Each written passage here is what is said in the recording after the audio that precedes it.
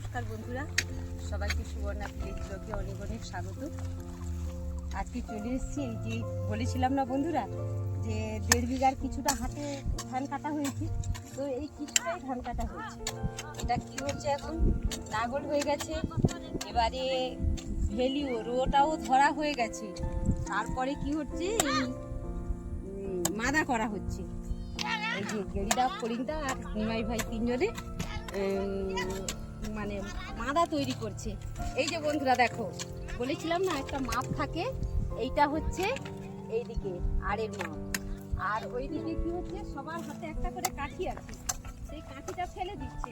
কাঠিটা ফেলে তারপরে এই মাপে, এই যে 3 হাত, আড়াই থেকে 3 হাত এই দূরত্বটা বজায় রেখে মাদা তৈরি হচ্ছে। এরপরে কি করতে হবে, সার দিতে হবে। সার দিয়ে এই মাদাগুলোকে ভুজিয়ে আমরা কি করে দিই, একটা করে খড় পুঁতে চিহ্নটা রেখে দিয়ে যাই আর কি। তারপরে যদি বৃষ্টি হয়ে যায় ভীষণ ভালো, বৃষ্টি হলে আর এই মাদাকে ভিজাতে হবে না, তখন জল পেয়ে কি হবে, মাটিটা নরম হয়ে যাবে, ঝুরঝুরি হয়ে যাবে। তারপরে আমরা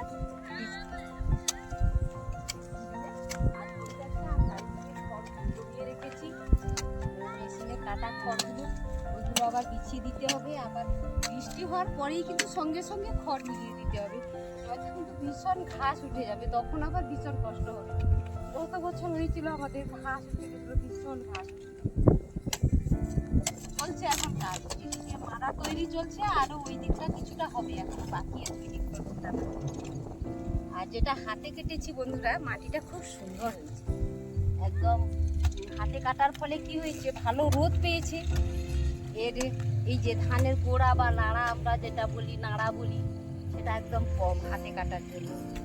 আর ওইদিকে একটু বড় বড় থাকে গোড়াগুলো ধান গাছের, আর অনেক খড় জমা হয়ে থাকে, তো তাই ওই দিকের মাটিটা কিন্তু এখনো এতটা শুকনো হয়নি, কিছুটা হয়েছে। তবে এই দিকের মাটিটা একদম রেডি, একদম সুন্দর তৈরি হয়ে গেছে।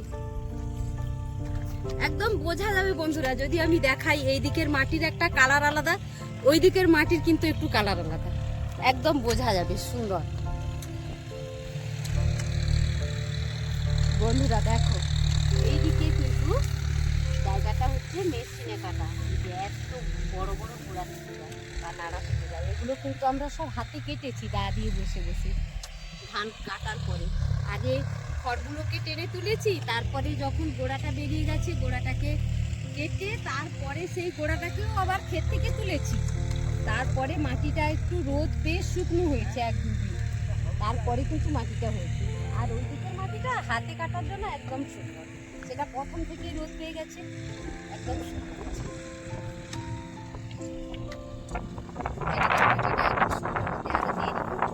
তাহলে কি হবে বন্ধুরা দেখো, এই যে এত বড় বড় মাটির, মানে কি বলবো, আমরা ঢিলা বলি চালা বলি যাই বলি, এটা এখনো কিন্তু শুকনো হয়নি। এই যে কাঁচা মাটির জন্য কি হয়েছে, বড় বড় উঠেছে। এবারে কি হবে, রোদ পেলে আবার দ্বিতীয়বার নাগল দিতে হবে, দ্বিতীয়বার হয়ে গেছে, তৃতীয়বার দিতে হবে নাগল, তখন কিন্তু এই মাটিটা ভাঙবে। আর রোদ পেলেও মাটিটা পুরো হবে ভেঙে, তবেই মাটিটা তৈরি হবে। আর বৃষ্টি যদি হয়ে যায় বন্ধুরা, তাহলে তো একদম সোনাই সোহাগা, তাহলে আমাদের একটু কষ্টটা কমবে। তাহলে কি হবে, বৃষ্টিতে মাটিটা ভিজে যাবে আর আমরা বীজ ফেলে দেবো। আর জল ঢালতে হয় গো, ভীষণ জল দিতে হয় শসা চাষে, এর শেষ দেওয়া যায় না যতক্ষণ গাছটা না বড় হয়। তাই কি করতে হয়, আমরা জলের মাচা বানিয়ে রাখি, ওইখান থেকে জল নিয়ে প্রত্যেক মাদায় মাদায় দিতে হয়, প্রত্যেক দিন জল দিতে আসতে হয়। আর বৃষ্টির জলে কিন্তু কোনো ক্ষতি হয় না, তখন কি হয়, গাছটা তাড়াতাড়িও বৃদ্ধি হয়ে যায়, খুব কষ্টটা কম হয় তখন আমাদের। আমরা ধান চাষের পরেই কিন্তু শসা চাষটা করে থাকি, এতে কি হয়, ধান চাষ করলাম আর এতে রোগ ব্যাধিও কম হয়, মাটিটাও ভালো শুকনো হয়ে যায়। এখানে খোলা মাঠে তো চাষটা খুব ভালো চাষ হয়। আর গত বছর আমরা চাষ করেছিলাম, খুব ভালো চাষ হয়েছিল। আর দেখে আমাদের চাষ দেখে কিন্তু এবছর এই পুরো মাঠ একদম চাষে ভর্তি হয়ে যাবে, অনেকেই চাষ করবে।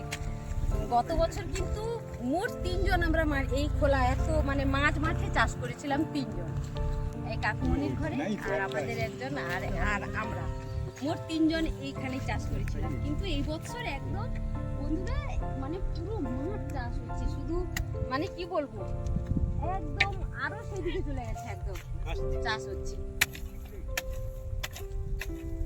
কি গো গেড়িদা, কালকে তো বৃষ্টি হলো, একটু কি মাটি নরম হয়েছে? সামান্য সামান্য।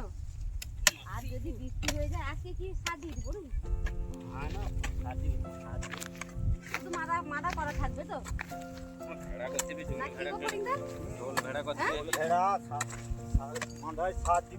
হ্যাঁ সেই তো। আর এই যে নাও বিস্কুট নাও, বেটা, বিস্কুট নাও।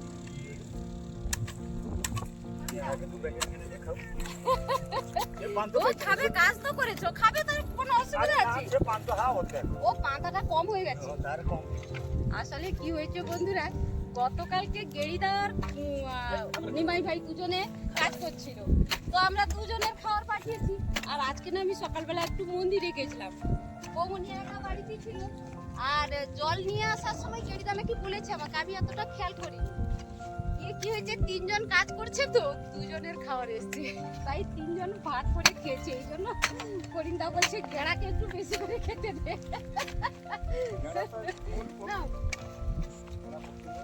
ও ভাই বিস্কিট, ও আমি রাখবো। আচ্ছা আজকে একটু রোদটা কম, গতকালকে একটু বৃষ্টি হয়েছে হালকা, করতে হবে, নয়তো জল জমে গেলে কিন্তু শশা চাষ নষ্ট হয়ে যায়। তাই এই রোগগুলোকে খুব ভালো করে টানতে হয়েছে, এতটা পর্যন্ত হয়েছে। আর সাইড থেকেও কিন্তু একদম পরিষ্কার করে নালা করা আছে, আমরা যেটাকে বলি আলের ধার। আচ্ছা করিঙ্গা কি করছে, ওই লাঠিটা ফেলে ফেলে যাচ্ছে, আর গেড়িদা ওই সোজা সোজা নিচ্ছে আর কি, গেড়িদার হাতে এই জন্য কাঠিটা নেই, এই সোজা, হ্যাঁ এই যে সোজা সোজা, এই জন্য মাপটা রেখে নিই। আমি এই জন্য ভাবছি করিঙ্গার হাতে, নিমাই ভাইয়ের হাতে পাতা আছে, গেড়িদার কাছে কেন নেই।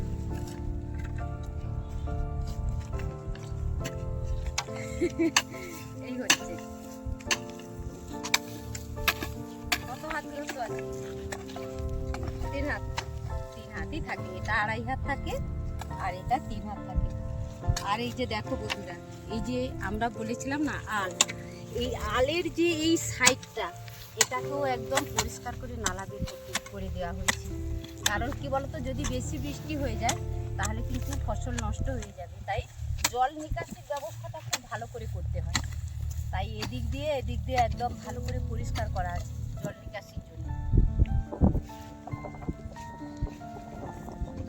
আর বৃষ্টি হলে কিন্তু বৃষ্টি হলে তো মানে ওই যে সোনাই সোহাগা বললাম, তাহলে এত জল দিতে হয় না। তবে শশা চাষে যতক্ষণ না গাছ বড় হচ্ছে ততক্ষণ কিন্তু আমরা সেচ দিতে পারবো না, খালি ওই কলসির জল বা বালতির জল দিয়েই আমাদের গাছ বড় করতে হয়, যতক্ষণ না চাপা দিতে পারবো।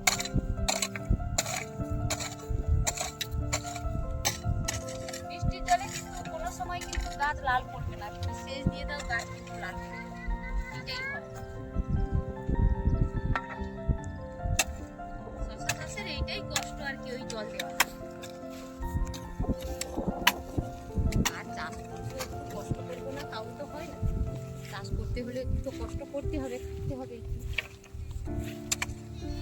নিমাই ভাই তুমি আবার ওদিক থেকে কেন যাচ্ছ? একসঙ্গেই তো যাবে 3 জনে। হ্যাঁ কি গো, না এক লাইনে 3 জন যেতে, একসঙ্গে কাজ করতে, তুমি সেদিকে এখানে 2 জন এদিকেই কথা বলছি।